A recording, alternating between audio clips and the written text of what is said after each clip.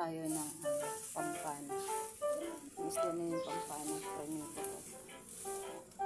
Tapos, lalagyan ko siya. Ito, binisa ko itong choy. Bok choy ito, bok choy.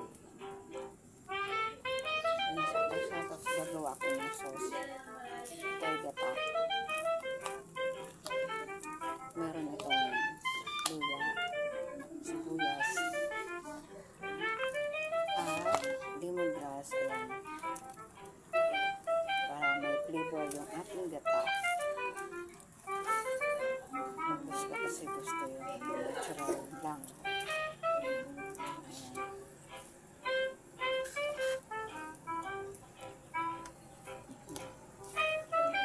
Yung gata, kailangan ko siyang lutuin. Kailangan ko magluto ng maaga kasi punta ako ng Manila. Balik naman ako ng Manila. Tatlong lang ako dito natulog. 3 gabi lang. Balik na naman ako ng Manila. Ngayon, after lunch, ayan. Ano to? 4 na pirasong pampano. Prinito ko siya. Dinabot ko sa vinegar, salt, at black pepper, garlic, sanggasa. Iya, siyempre dinabot para hindi malangsa. Ito natin ginagawang.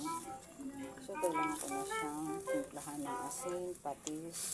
Ito yung patis ko. Ayan. Yung patis ko. Tapos, black pepper. Ayan lang. Kailangan ko na siyang timplahan. Ayan po siya, may black pepper na yan.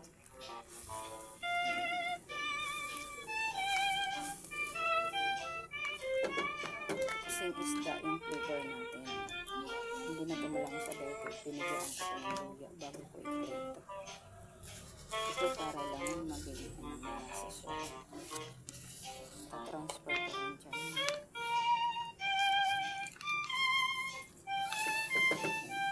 4 na piraso lang.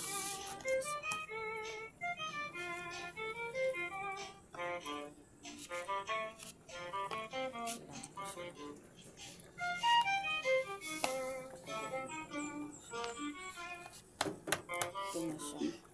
Kapagdagan ko siya ng patis kasi mataba.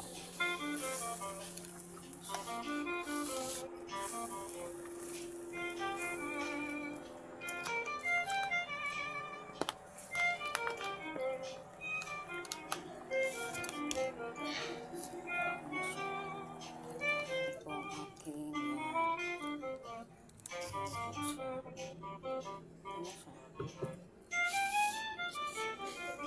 Ito pa ako na maputi ito na.